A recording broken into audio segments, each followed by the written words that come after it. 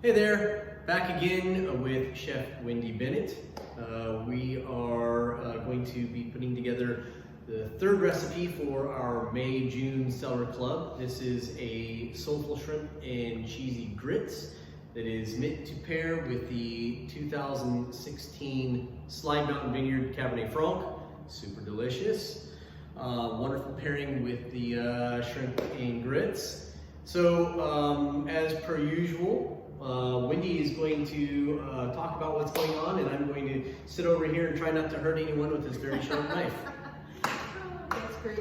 So today we're going to make grits, but we're actually going to make polenta. And what's the difference between grits and polenta? Grits are typically made with white corn. Polenta is made with yellow corn. There's a variety of ways that the white corn for grits is prepared and processed in order to be utilized.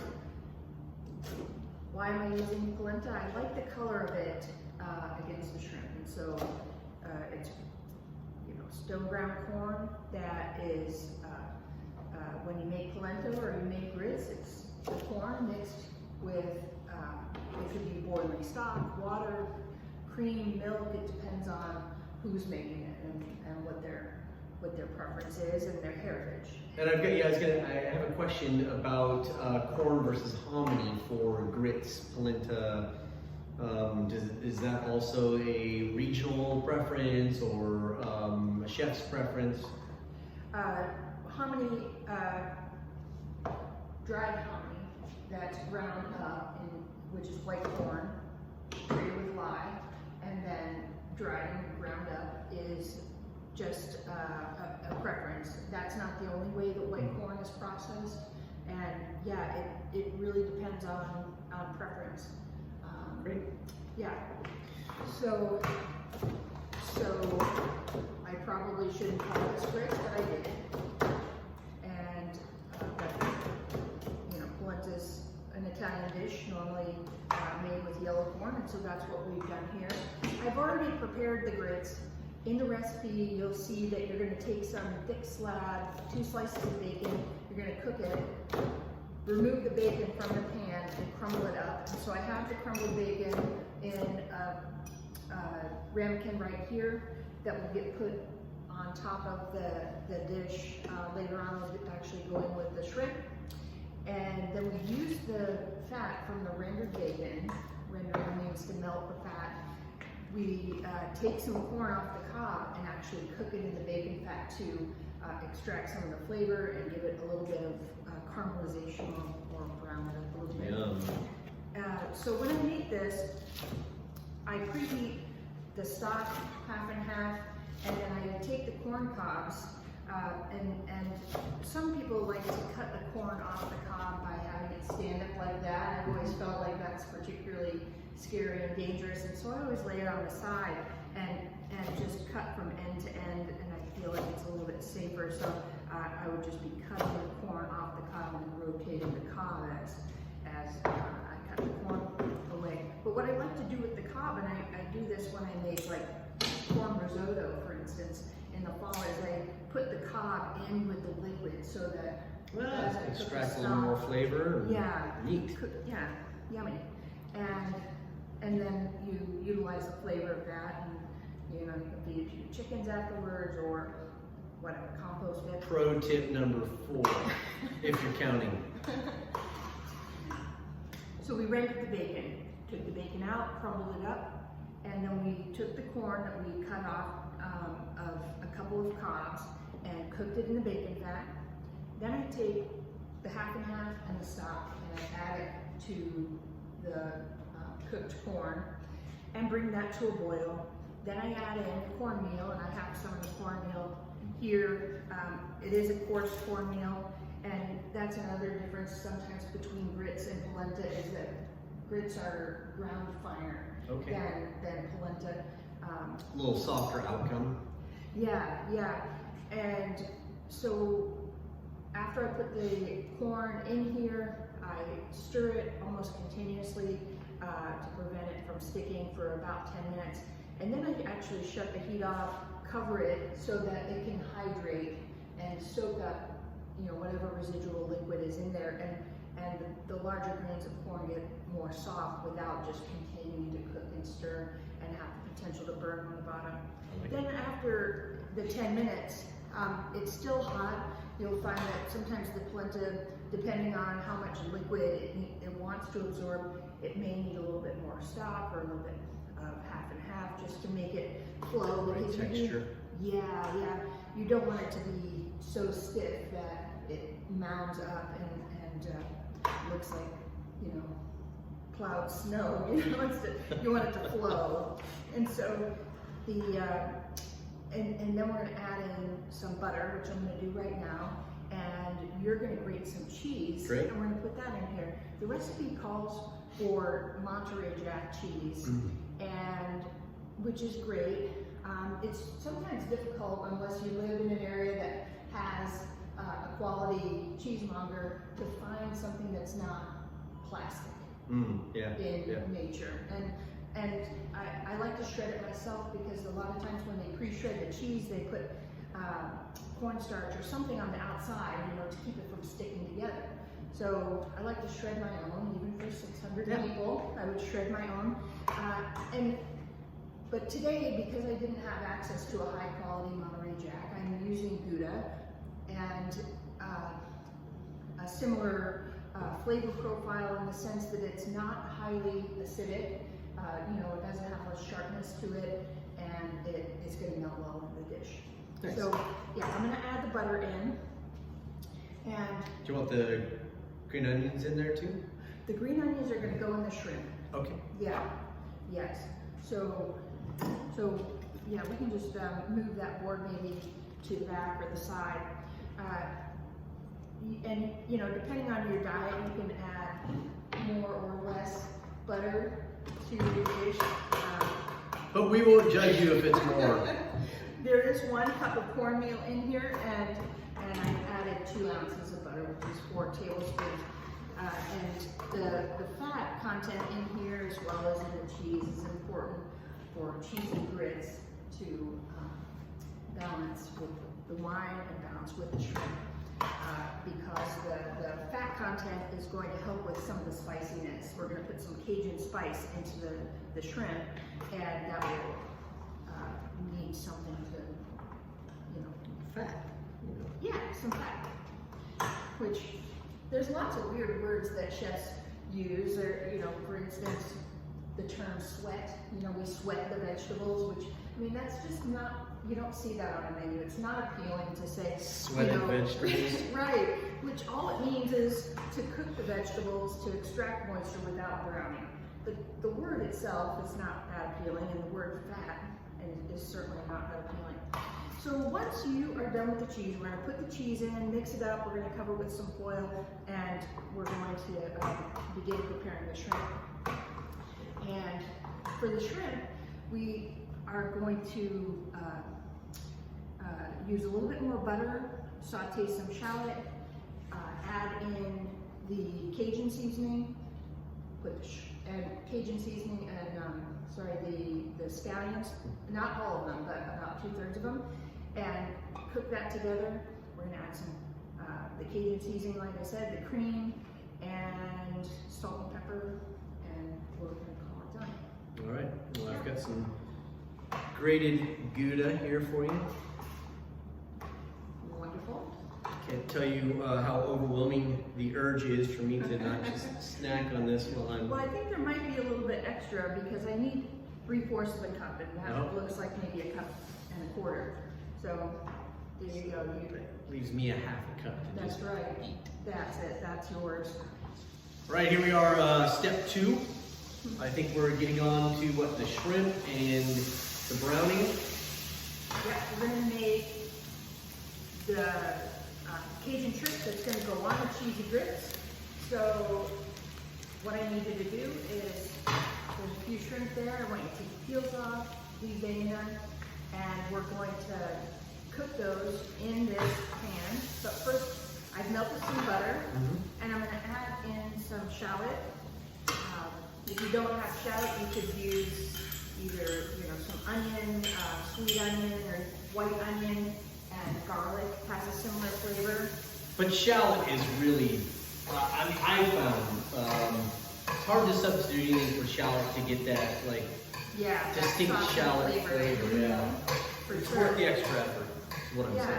Yeah, and so I have a whole shallot here.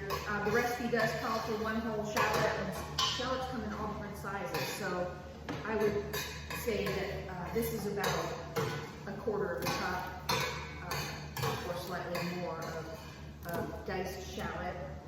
And now to this, I'm going to add the scallions, but I'm also going to add the Cajun seasoning.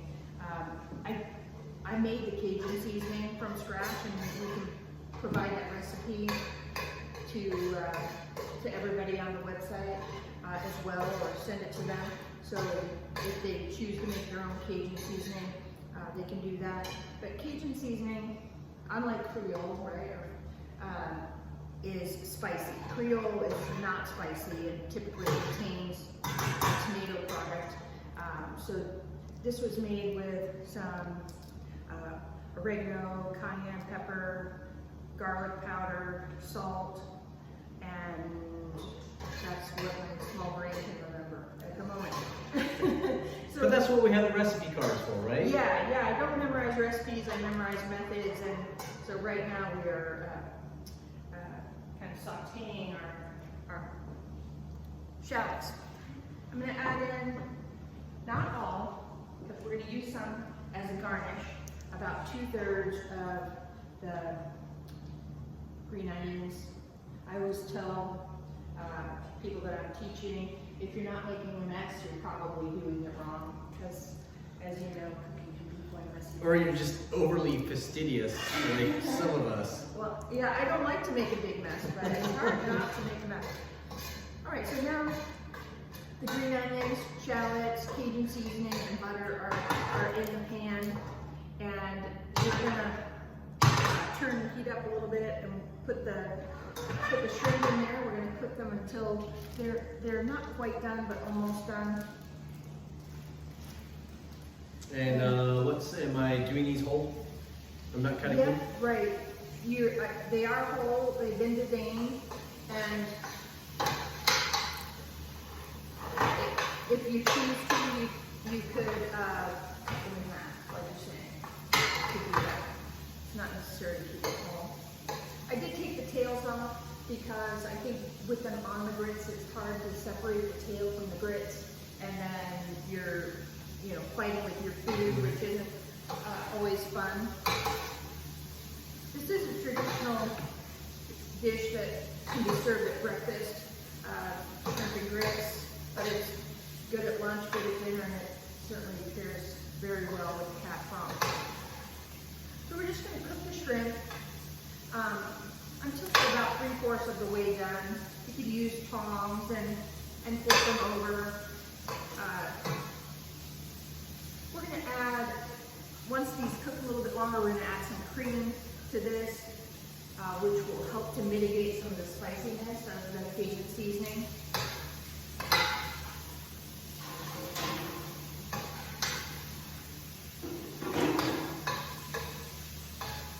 And then we're going to serve this with just a small side salad.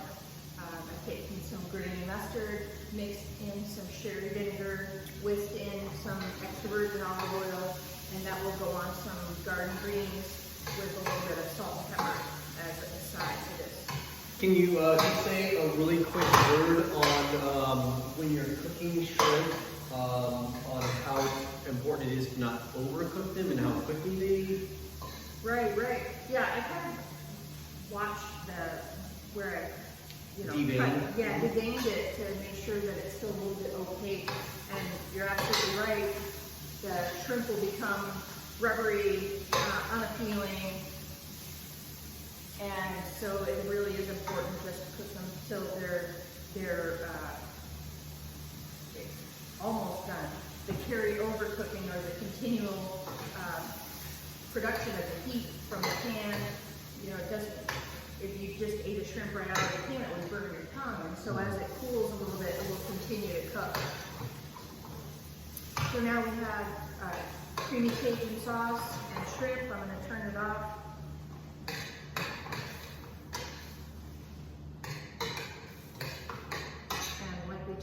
before, we're always going to taste our food before we serve it.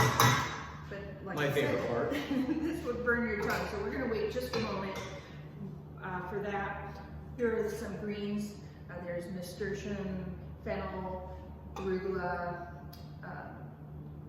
red leaf lettuce, a little bit of salt and pepper on the salad, and then my vinaigrette here. Look at those 2 plates, Patrick, with the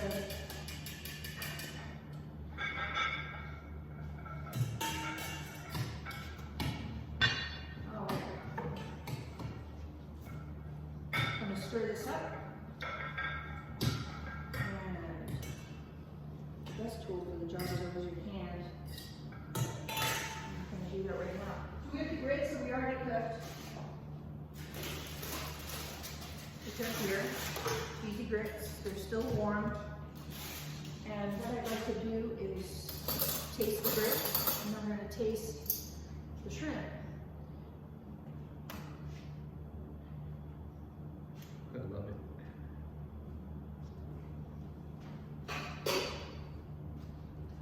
That's pretty good. The bacon needs to go in here, Patrick. Can you remember to remind me not to forget ingredients? Bacon for the shrimp. Which is fine. It's fully cooked. It's hot in here in the pan, so it's all going to melt together. Do you feel comfortable spooning some of that in here, maybe? Bet. And then the bacon is combined now with the shrimp, the shallots, the green onions. You know, Cajun food a lot of times has bell pepper, onion. You know, we have our shallot in there, but if you like red bell pepper, you can cut that up and add that in here as well. It's a pretty versatile dish. So the shrimp are tender, right? So I'm trying to cut through it. Easy to cut. There's a piece for you, and I'll get a spoon.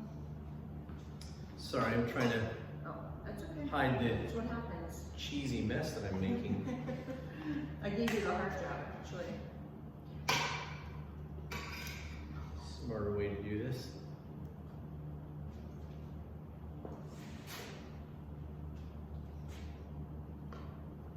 All right. So it's a little bit salty to me, but with the grits, I think that the Brings it down a combination will little be bit, good. you bet. Here, this piece is for you.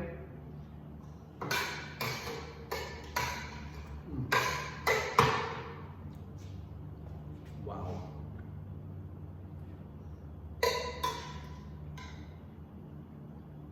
So we're going to garnish it with some of the green onion, and then we're going to put just a little bit of salad on the side, and so it'll be a pretty Complete picture. display. What is not to like about that? You can sprinkle some of that on top, and I'm going to serve this one up. This is a pound of shrimp, so you know, I think 3 or 4 portions is great. There we go.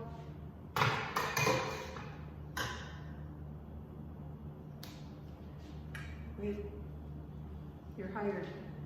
A little bit of salad on the side. If I had my tongs, that would be cool.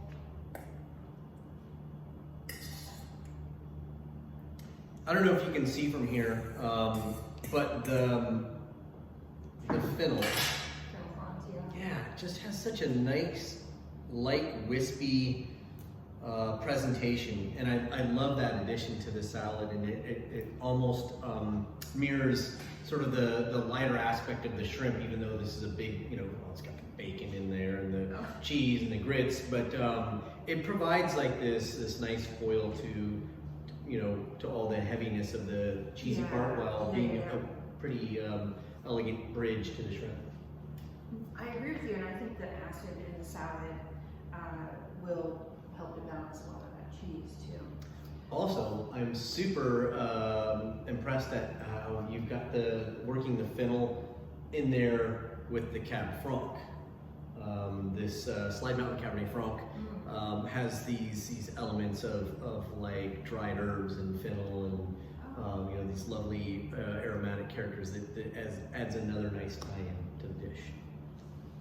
Well, I am lucky and really fortunate. I feel really fortunate to be able to taste the wines and come up with dishes that pair well. And sometimes things happen on purpose and sometimes by accident. And so the fennel just happens to be in there because it was in the garden this morning. Pea tendrils in there, some mint as well. Nice. And would we put another lovely flower in there if we were trying to be extra special?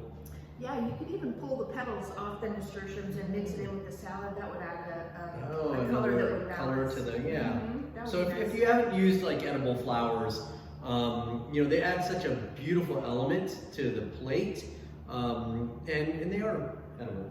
They have a very light taste and a light texture, and so I mean, we could do a sort of before and after. Yeah, I have some pea tendrils here too. That could be a garnish. Oh yeah. I have some of the Italian parsley here that I brought from my garden this morning. I didn't have enough to put in the chimichurri because it's still growing, but I have enough for a couple of the things that we were doing today, including this. So. Well, there we have it.